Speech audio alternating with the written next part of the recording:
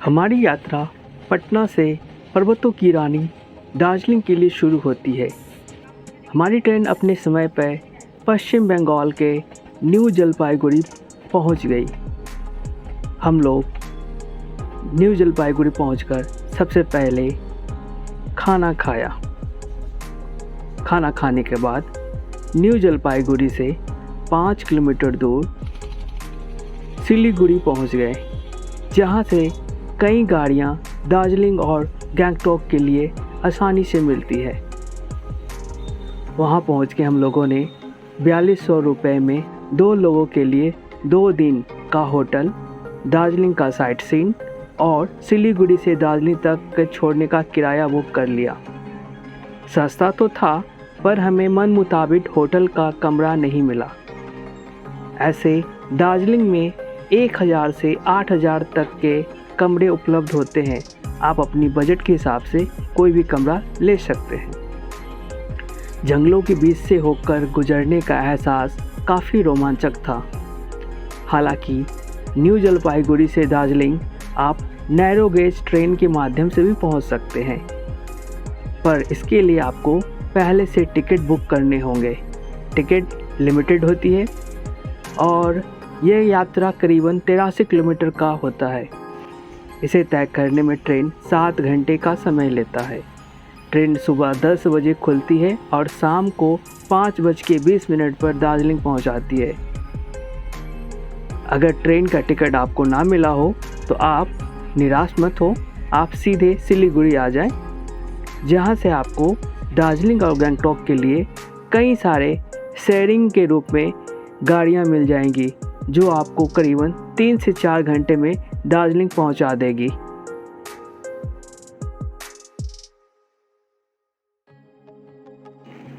जैसे जैसे हम लोग पहाड़ चढ़ते जा रहे थे, मौसम खुशनुमा होता जा रहा था। पहाड़ों पर बादल और कुहासा छाने लगे थे। मौसम इतना लुभावना था कि हम लोग सिर्फ खिड़की के बाहर देख रहे थे।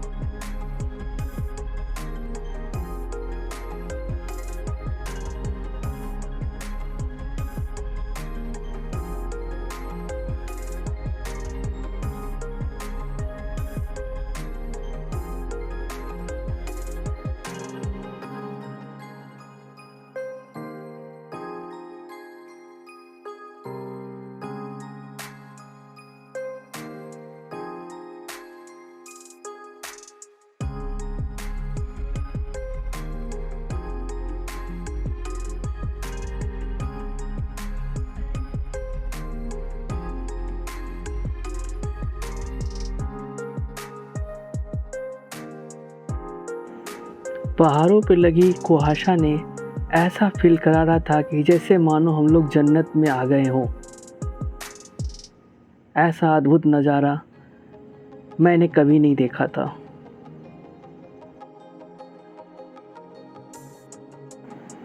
हम लोग करीबन शाम के 4 बजे दार्जिलिंग पहुंच गए।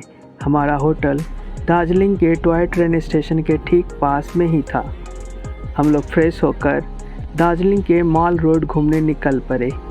मौसम काफ़ी ठंडा था, पर हम बेवकूफ़ों ने एक भी उलन कपड़ा लेकर नहीं आए हुए थे। ठंड से हमारा बुरा हाल था, लेकिन हम लोग ने फिर भी मॉल रोड को घूमा।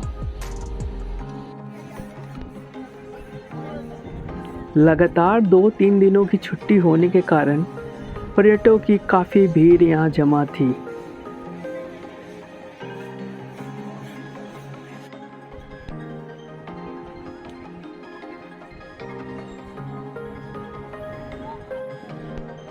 मौसम खराब हो रहा था। ऐसा लग रहा था मानो वर्षा होगी।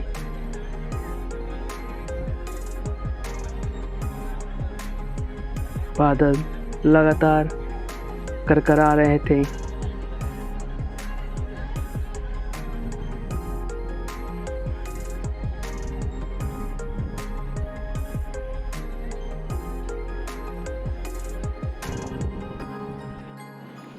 अगली सुबह हम लोग घूमने के लिए निकले।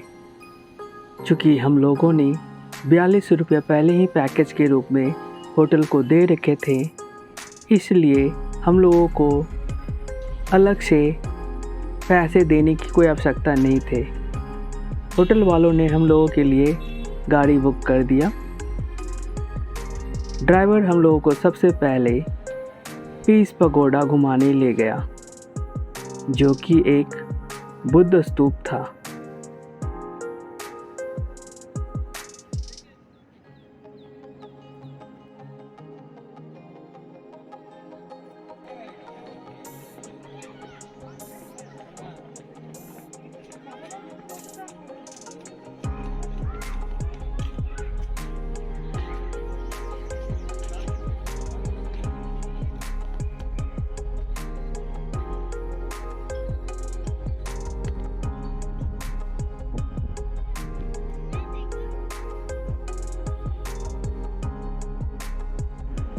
इसके प्रांगण में अजेलिया और काला लिली के फूल भी लगे हुए थे। पीस पगोड़ा से निकलकर हमारे ड्राइवर ने Padmaja Naidu Himalayan zoological park की ओर ले गए। यह एक जू था। यह चिड़ियाघर भारत की सबसे अधिक ऊंचाई पे स्थित चिड़ियाघर थी, जहां पर कई प्रकार के जानवर और पक्षियों को रखा गया था। ज़्यादातर जानवर और पक्षी पहाड़ी थे।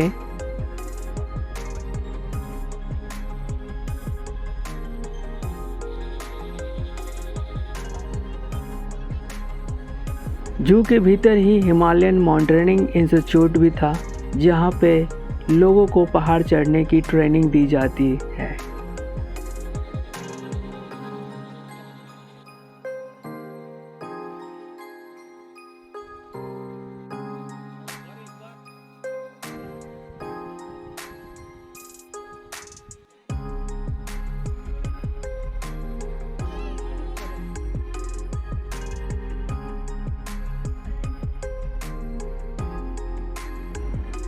इस जू में भालू, लोमड़ी, blue sheep, barking deer, Bengal tiger, black panther, मार्खोर, Mishmi takin, red panda, silver pigeon, Himalayan monal, tragopan जैसे जानवर मिलते हैं। जू से निकलने के बाद हम लोग दार्जिलिंग के टी गार्डन की ओर बढ़ चले। चूँकि आज यहाँ पे लोगों ने प्रोटेस्ट कर रखा था, जिसके कारण चाय की सारी दुकानें बंद थी, जिसके कारण हम लोगों को यहाँ के चाय का लुत्फ़ उठाने का मौका नहीं मिल पाया।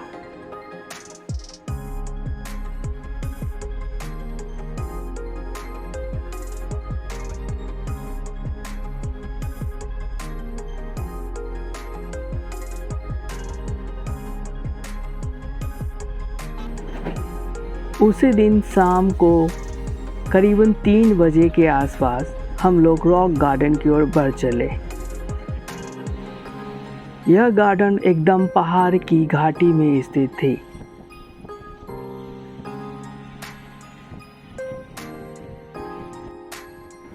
रास्ते में मौसम एक बार फिर से खुशनुमार होने लगा। हमारी गाड़ी धीरे धीरे पहाड़ की घाटी में उतरती गई। जहाँ पर रॉक गार्डन बना हुआ था।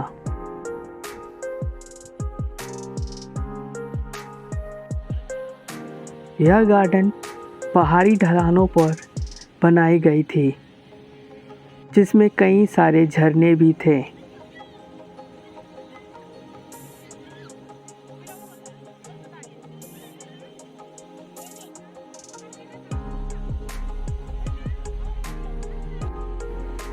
गार्डन अजेलिया के पेड़ से भरे पड़े थे।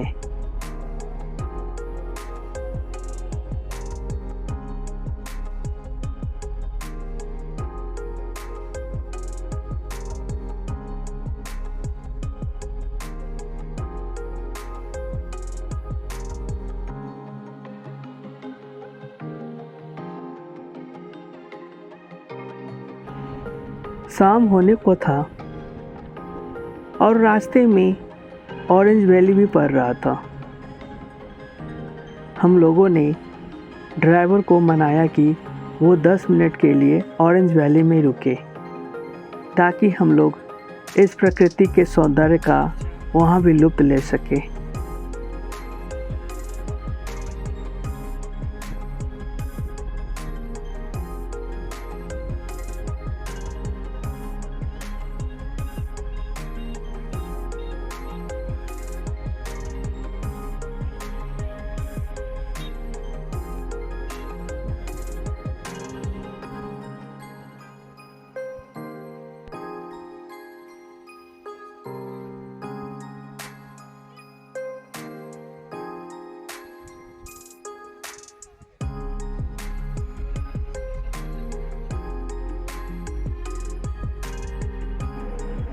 अगली सुबह हम लोग 3 बजे ही जाग गए, क्योंकि हम लोगों को टाइगर हिल जाना था।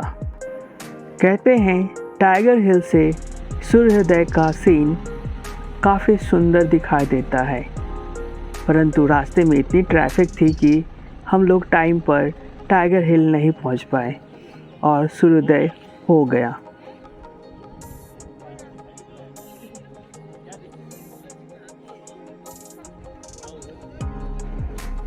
इसके बावजूद भी सूर्योदय हमें काफ़ी अच्छा दिखाई दे रहा था।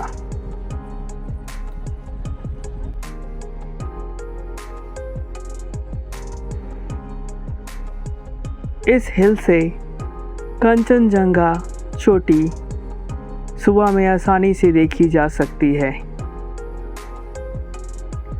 ये वही कंचनजंगा पर्वत है जो विश्व की तीसरी सबसे ऊंची चोटी है और हिमालय की दूसरी सबसे ऊंची चोटी।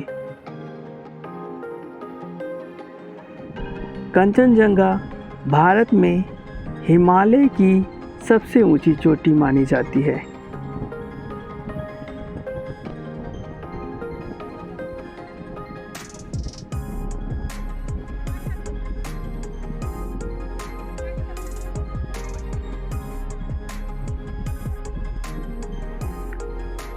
हिल पर अंग्रेज़ों का बनाया गया एक मकान था, जो कि अब खंडर में तब्दील हो चुका था। यह खंडर ब्रिटिश काल की याद दिलाता था। हिल पर चीड़ के पेड़ उगे हुए थे और जगह जगह स्ट्रॉबेरी के छोटे छोटे पौधे भी उगे हुए थे। लौटते वक्त फिर से ट्रैफिक ने हम लोगों का रास्ता रोक रखा था। हम लोग धीरे धीरे पहाड़ी ढलानों से उतरने लगे। ट्रैफिक से छूटने के बाद हमारी गाड़ी दार्जिलिंग की सबसे पुरानी बुद्धिस्ट मॉनेस्ट्री की ओर बढ़ चली।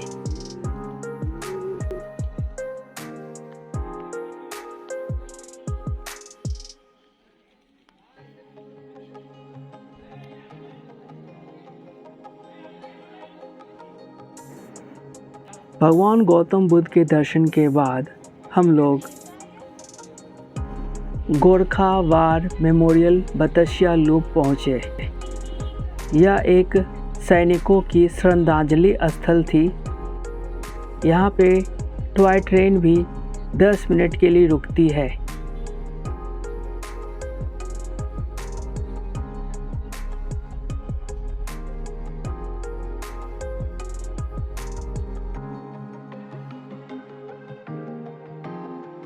बतिसिया लूप से निकलने के बाद हम लोगों ने दार्जिलिंग हिमालयन ट्रेन का सफ़र करना चाहा।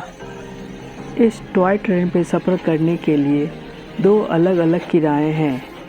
अगर आप स्टीम इंजन पर सफ़र करना चाहते हैं तो इसके लिए आपको 1500 रुपये पे करने होंगे, जबकि डीजल इंजन पे सफ़र करने के लिए आपको 1000 रुपये देने होंगे। हम लोगों ने डीजल इंजन ही लेना सही समझा, क्योंकि इससे हमारे 500 रुपये बच रहे थे।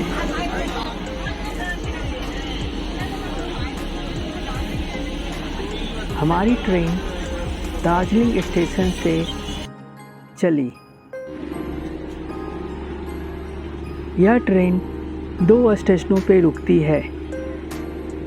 इसका पहला स्टेशन बतिसिया लूप है, जहाँ पर ट्रेन 10 मिनट के लिए रुकती है, और दूसरा स्टेशन घूम स्टेशन है, जहाँ पर ट्रेन आधे घंटे के लिए रुकती है।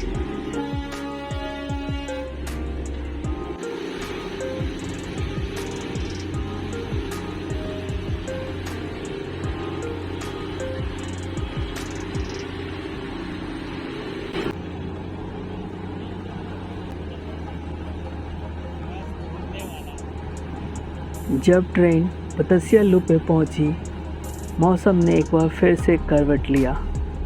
पूरा वातावरण कुहासा युक्त हो चुका था और बिल्कुल स्वर्ग जैसा फील हो रहा था। हमारी ट्रेन के पीछे पीछे स्टीम इंजन भी चल रही थी, जो कि वो भी बतिसिया लूप पहुंच चुकी थी। बतिसिया लूप से निकलकर हमारी ट्रेन घूम स्टेशन की तरफ बढ़ चली।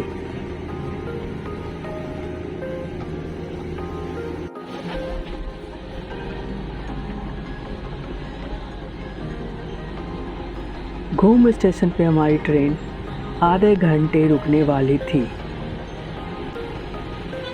घूम स्टेशन एक म्यूजियम भी था।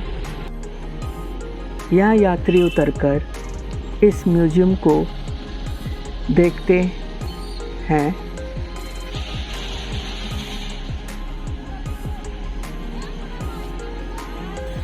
हमारी ट्रेन के पीछे पीछे फिर से स्टीम इंजन पहुंच गई।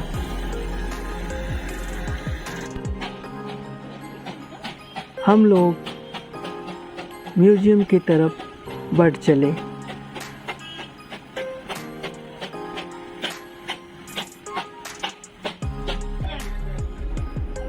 यह एक रेलवे म्यूजियम था।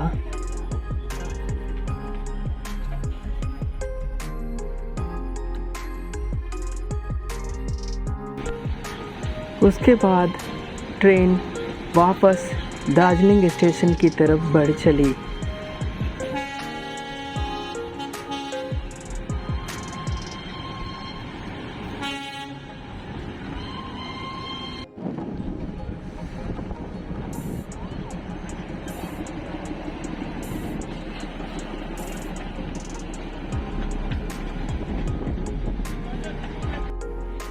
उसी दिन शाम को हम लोगों ने दार्जिलिंग से चाय की पत्तियां खरीदी।